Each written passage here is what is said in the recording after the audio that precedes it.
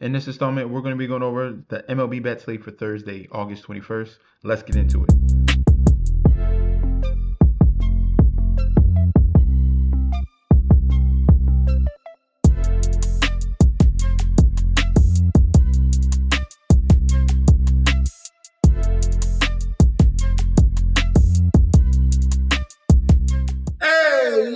Welcome back to the channel. It's your boy Chef D, and I'm here to bring you the winning ingredients for our MLB bets that we got going on for August 21st. But before we deep dive into that, don't forget to like, comment, and subscribe. Make sure you follow me on Instagram and Twitter at MetsNetChefD. Don't forget about that TikTok at Chef_D91, and don't forget about that Patreon. Right now at the homepage of the YouTube channel, currently at 10.2 thousand subscribers. This is the road to 20K, and we're well on the way because you guys are showing up each and every single day. If you already subscribed, continue to like and comment. That helps the YouTube algorithm so we can grow to a much broader audience. All right, now for our previous video, we went 2-2-1. We had one push on that total of the Marlins game. We had the was it under 8, and we had the Marlins money line. Marlins wound up winning, so if we would have switched, we would have had that, but the total was 6-2, so exactly 8. That's a push. 2-2-1 yesterday, so we're gonna go 500 over 500 in this video here. All right, now checking in on that Patreon.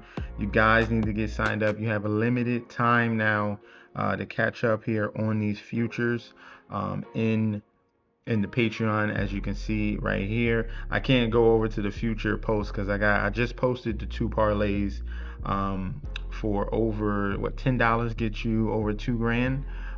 2 parlays. I got a receiving parlay, and I got a rushing parlay already out for the Patreon for that NFL future section. If you want access to that, if you want access to this group chat that you can see right here, posting plays and going over picks 24/7, click on that link provided down below. You're going to get full access to daily bets, future bets, and access to that group chat that goes off 24/7. First game up here, we have the Minnesota Twins 60-68 in Target Field, going up against the Athletics 58-70 here on the road. Pitching matchup: Jack Perkins 2-2 with a 4.28 ERA, going up against Jose Urena 0-0 and a 4.06 ERA. Looking at the odds for this matchup here, Twins technically underdogs -105, Athletics as favorites -115. Total runs at 9. Public bet percentage here, we have 55% of the bets coming in on Athletics, and we've got 83% of the money coming in on Minnesota. So we have a split between the sharps and public. That's a huge discrepancy as well. Now for the total run, 65% of the bets, 68% of the money towards the over 9 in the total. All right, now looking at this pitching matchup, starting off with Jack Perkins, checking his splits here. A small sample size here, around 30-ish, 33 innings that he has, and he struggled at home. Totally different picture outside of that AAA ballpark. 2.08 ERA with a 123 batting average. Looking at his advanced numbers on the road, low home run per 9, very good strikeout rate versus lefties. Huge problem with walks. Okay, double-digit walk percentage to both lefties and righties, but we have a low average and a low whip to both lefties and righties. But the xFIP tells me a different story. There's supposed to be major regression here against righties with that 5.42 xFIP. All right, now Jose Urena has been pretty solid this season, much better at home. He's going to be home in this one. 2.16 ERA, 237 batting average. His advanced numbers at home: low home run per 9. He has a walk rate issue as well, with 12% walk rate to righties, and then a 230 and a 240 batting average to lefties and righties. So both of these pitchers here are very similar in what they're giving up. Perkins definitely seems like to have some more regression on that side. We got the first 2 games going towards the Athletics. I don't think that the Athletics sweep the Twins, and I like Jose Urena has in his current form, how he's been pitching in his last couple outings. I think that the Twins get this win as home underdogs. We'll take that value on the first game of the slate, -105. If we're going with a total, I would lean towards the over as well. I would lean towards that over. I think the Twins can open up against Perkins and some of his issues against righties. And all in all, I think that this is going to be a high scoring environment. All right.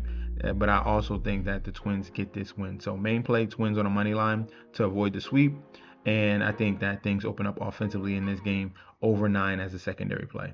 In Kauffman Stadium here, we have the Kansas City Royals 65 and 62 going up against the Texas Rangers 63 and 65. Pitching matchup in this one, Patrick Corbin 6 and 9 with a 4.45 ERA going up against Michael Lorenzen 5 and 8 with a 4.43 ERA.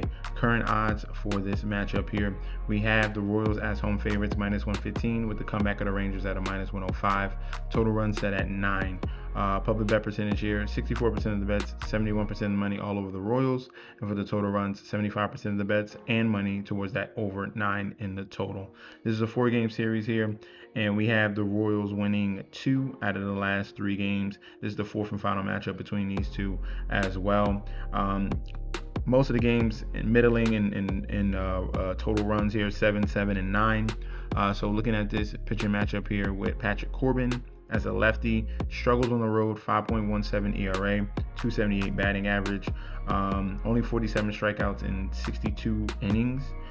So that's not good. Looking at his advanced numbers, he's giving up a lot of power here to righties and lefties, over 2 versus lefties, and a 1.36 home run per 9 versus righties. 10% walk rate to lefties as well. 319 batting average to lefties when those opportunities present itself. And then all in all, his xFIP for righties is a 4.43.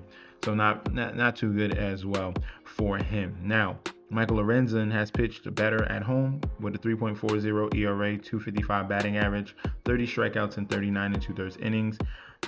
That's not that great as well. Looking at his advanced numbers, he's got a home run per 9 versus righties at 1.69.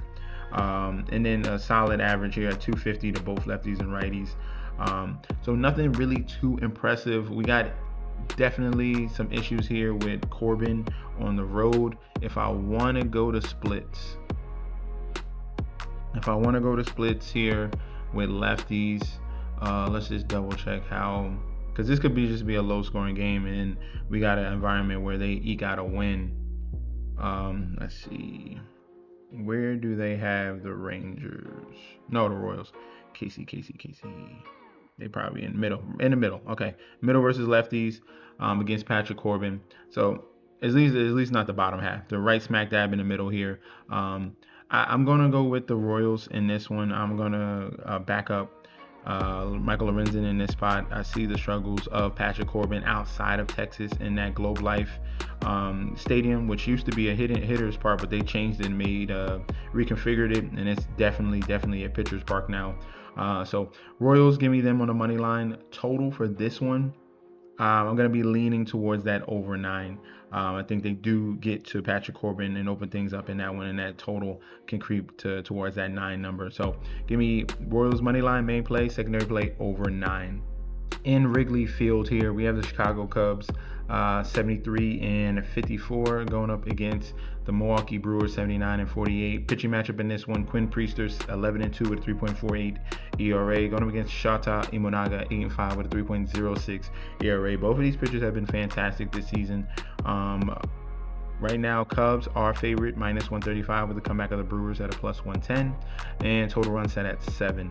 Public bet percentage here, 73% of the bets, 90% of the money on the side of Milwaukee. For the total run, 78% of the bets, 77% of the money towards the over 7 in the total. Looking at this one, we had 3 losses in a row here from the Brewers. 6-4, 4-1, and 3-7, all losses in that one. So we'll see in this 5th matchup here against the Milwaukee Brewers, can they get a second win here in this one? Pitching matchup, we're going to be looking at Quinn Priester here. Phenomenal numbers across the board, but my angle here is going to be what this versus this current team of the Cubs, and he has been getting hit up. 9 earned runs in 10 innings, 3 home runs, 6 walks, and 7 strikeouts. All right, so he's really struggled here against the Chicago Cubs. And I think that trend continues. This is one of the elite offenses here in the league, and we'll see if the same thing is going for Shota Imanaga. And yeah, the Brewers have hit up Shota Imanaga.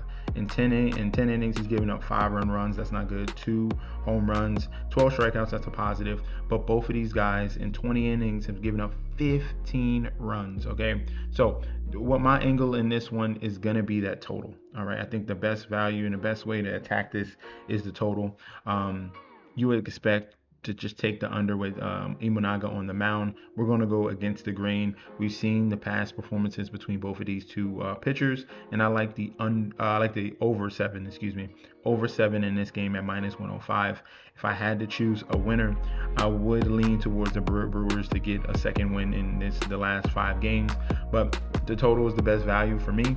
Give me the and just to avoid a headache between these two, because they can go back and forth. All right, give me the runs with the strong offenses here. Like I said, 2nd and 12th in batting average, 3rd and 5th in runs, 7th and 18th in home runs. On base percentage is 2nd and 11th. We're gonna stick with the offenses here, and I've proven that case. Over 7 main play. In Coors Field here, we have the Colorado Rockies 37 and 90 going up against the LA Dodgers 72 and 55 here.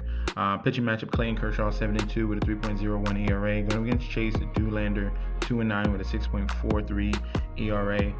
Current odds for this one here: Dodgers -285 with the comeback of the Rockies at a +230. Total run set at 12.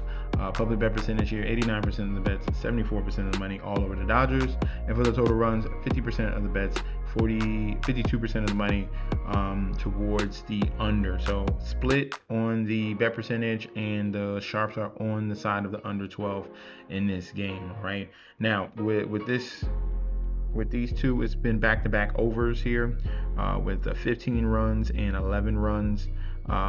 I believe did they keep that same total in that last game? That is going to be a question mark if that went under or over. It went under. So we have 2 unders and 1 over. Okay. Now with the pitching matchup here, Chase Doolander, I don't know how you choose them at all. He's been absolutely horrible in Coors Field. 9.16 ERA, 325 batting average, 28 strikeouts only in 37 and 1/3 innings. Advanced numbers here: major concern versus lefties, 2.53 home run per 9, 1.69 versus righties. Walk rate is egregious, above 10% to both lefties and righties. 300 average to both lefties and righties. So this Dodgers lineup is in a prime spot going up against Doolander. And then Kershaw on the road has been even better. 2.34 ERA, 242 batting average, 34 and 2/3 innings as well. Solid numbers if we're looking at advanced, keeping a home run per 9 super low, walk rate super low. We do have the one issue versus lefties at 290 batting average, but no power. All right, but giving up hits. So my angle in this one is going to be Dodgers -1.5 as the main play. I think they can win by 2 runs. I like the -1.5. In secondary play would be Dodgers team total over. The total runs, technically Dodgers could do that by themselves ultimately, and this is Coors Field, and I do think that they put up a big number against Doolander, so you can definitely go for the over 12 as well. But main play, Dodgers -1.5.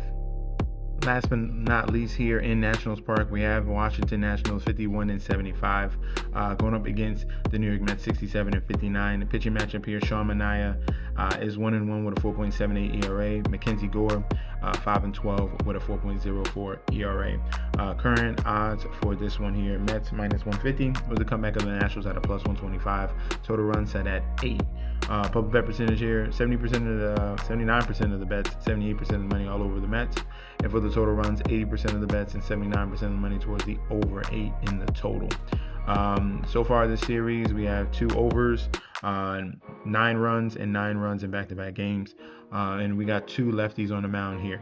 Sean Manaea, if we're looking at him, is saying a 4.38 ERA on the road, 280 average, and 12 and 1/3 innings. But if we're looking at, let me see, Manaea. So Manaea, he hasn't faced the Nationals this year yet. Looking at some of his road games, it was against the Brewers, which is understandable, 4 earned runs and 5 strikeouts, and then it was against the Padres. He had a good performance. So you're really going off of one outing or 2 outings on the road, where he faced 2 very good teams. He faced Milwaukee, which is one of the best teams in the league, and Padres, who are pretty good as well. And this is what you're expecting here: 5 innings, 1 earned run, 4 strikeouts. Hopefully you get more strikeouts in that one as well. So let me go up and mute this. Any of their actions. So for Manaea in this one, I think he has a strong performance going up against the Washington Nationals, who is definitely a very heavy lefty type of lineup. Let me see his numbers versus lefties just to be sure.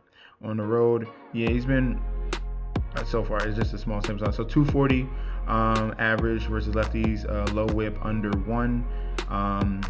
xFIP is at 3, which is solid, and home run per 9 is non-existent, and the walk rate is 0. So that's what I was expecting. All right, now Mackenzie Gore, 4.62 at home, 244 batting average, 60 innings pitched, only 67 strikeouts. So very good strikeout numbers there. Looking at his advanced numbers, over 1 home run per 9 of both lefties and righties. That's not good. He does have that strikeout rate that he can bounce back on. 9% walk rate to righties, 266 batting average to lefties. All right, he is worse against righties with that 4.18 xFIP. Let me see his numbers just to make sure. Has he faced the Mets already? Do they have his number? He's only played them once. So once, 6 innings pitched, 2 earned runs, 1 home run, 6 Ks. All right, so this matchup here, I'm going to go with the under. I like the pitching duel that we should have in this one between Manaea and Mackenzie Gore. Give me the under 8 on the total. In secondary play, I would take the Mets on the money line, but stick with the total. I think the under 8 is definitely going to be the angle here with these 2 pitchers on the mound. All right, so that's going to be our breakdown for the Thursday slate. Make sure you comment down below. Continue that same energy we had in the previous video. I encourage you guys to go out and just comment anything. Just comment. It doesn't matter. Just show some love. It helps the algorithm a bunch. And I'll say what's up back. I definitely got to almost every comment. I did get to every comment down below in that previous video. So keep that same energy. Thank you guys so much. Remember, if you want to sign up for that Patreon to get locked and loaded for the futures, click on that link provided down below. You're going to get access to daily bets, future bets, and access to that group chat that goes off 24/7. This is your boy Chef D. I'll be back very soon, and peace out.